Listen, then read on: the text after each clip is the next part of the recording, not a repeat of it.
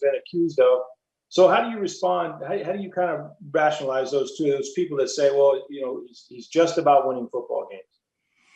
I think when you judge people,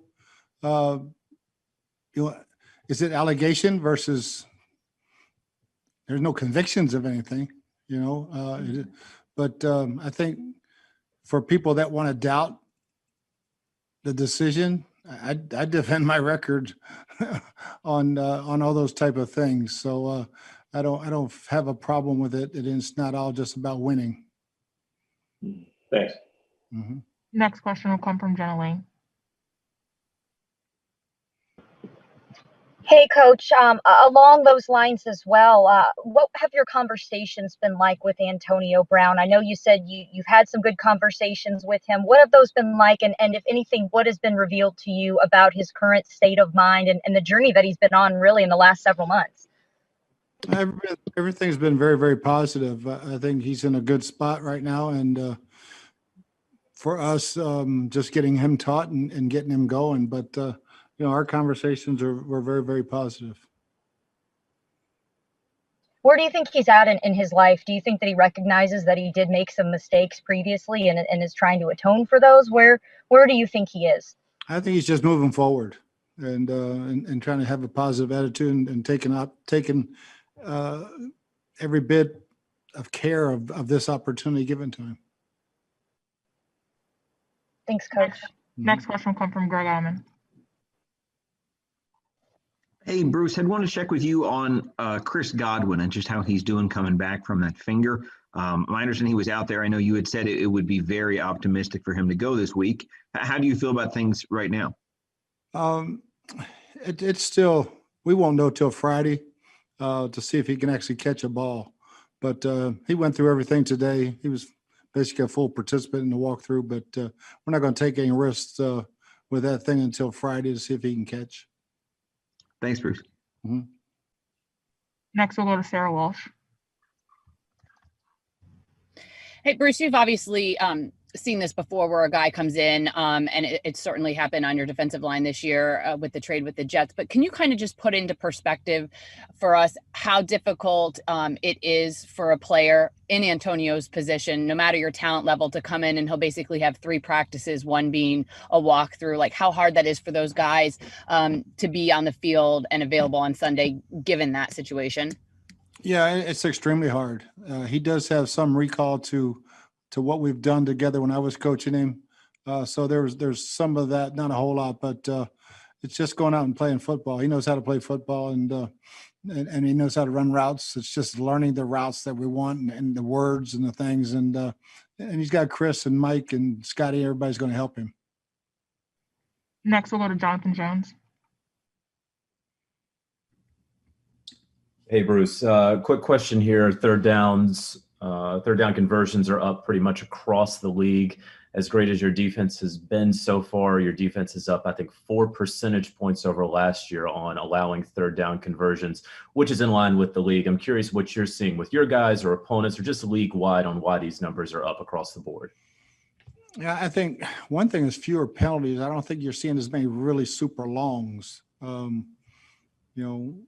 I think teams are playing the game in 3rd and 6 or less, which is going to promote to better conversion rates. And it's I don't think there's any rule changes or anything that have really sparked it analytically, but just probably better play offensively.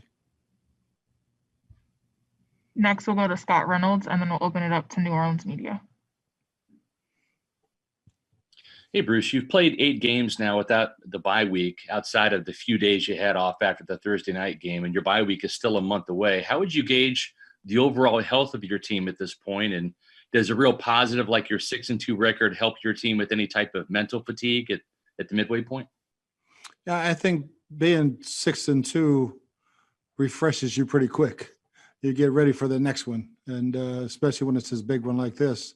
So I think those that really, really helps. I didn't like the bye week being that late. I would have liked to have had it around week 9 or 10, but so far it's good to have some Wednesday walkthroughs and not put the pads on. We're very seldom will we wear pads very often anymore in practice. It's just learning our assignments, getting tuned in, and showing up healthy on Sunday. And then also at the end of the first half of the Giants game, there was some miscommunication maybe about the clock management, about whether, I think maybe you were saying go for it on the 4th and 1, but time was ticking down. You had to kick the field goal. Can you just walk us through that situation with you and Tom in that series? Yeah, it looked to me like it was going to be very, very close. Whether we had it or not, once we obviously knew it was 4th down, then to me it was let some time run off the clock. So I was watching it go from 10, 9, 8, call timeout. They put time back on the clock for whatever reason. I have no idea. And yeah, because we'd like to kick it with no time on the clock, but probably should have waited a few more seconds. Next, we'll go to Rod Walker. Hey, Bruce, Rod Walker here in New Orleans. The other day you mentioned Alvin Kamara, and you sort of talked about Marshall Faulk. What is it about Alvin that just really stands out and makes him so hard to contain? Yeah, I think we always knew he's a great runner, and he's got great speed, breaks a ton of tackles. But when you start looking at backs catching, 8, 9, 10 balls a game, that's a very, very rare guy who can run routes and easily catch footballs out away from the formation. And, Marshall was one of the best I'd ever seen. I thought David Johnson was going to become one of those guys, but, his ability to not just catch it, but be instant with it in his hands with a burst to take it to the house. And, he's probably one of the better screen runners in the game. He's just, the more he touches it, the more good things happen. Thanks, Coach. Next, we'll go to Amos Morrell. Yes, Coach. Obviously, Devin White is having a really outstanding season production-wise for you. Sacks are up, tackles for loss. Just what do you attribute that to, and how is that helping the defense? Oh, yeah, he's the catalyst. And, I think the second year in, plus, he's very, very healthy. And he learned a lot last year playing with a brace on his leg, and that his explosiveness was gone last year at points, and then he got it back the last 3 or 4 games. But just the second year in the defense, he's running the show, and he's got a lot of pride. He's a great leader. Thank you, Coach. Next, we'll go to Luke Johnson.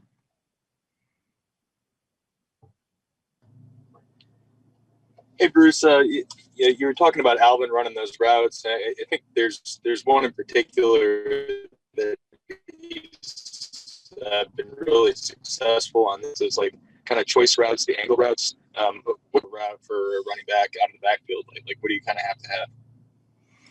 Well, I think you have to have the quickness and the understanding of how to beat leverage. When he runs option routes and those type of things, he's so quick. He doesn't take any false steps, and he sets people up very well. We have time for a couple more. First, we'll go to Scott Reynolds.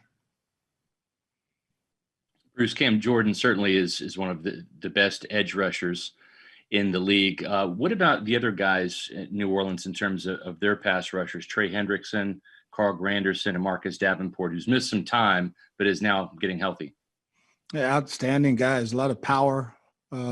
Davenport has a speed off the edge. Those other guys have power and speed. It's a very, very good group of edge guys. Not only against the pass, they're really good against the run too. Thank you, Bruce. Next will be Kevin O'Donnell.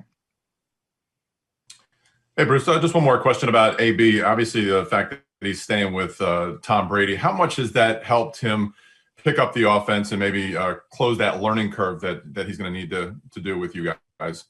Yeah, I mean, it probably helps because if he has questions, he's right there. You can ask him. But I think Tom spent a lot of time with his family too. So, but to have him there, just the ability to bounce things off of him is really good. Last question will come from Luke Easterling. Bruce, at the halfway point, obviously, with such a strange offseason and no preseason games, the fact that you guys are 6-2, as you take stock of this team and with all the expectations that you guys had in the offseason, how much have you guys lived up to your own expectations? Have there been kind of pleasant surprises or any areas where you feel like you guys still need improvement, even with the success? I think we need to improve in every area all the time. Our penalties are down. Our turnover ratio is good, but we have to maintain those things. We can run the ball better. I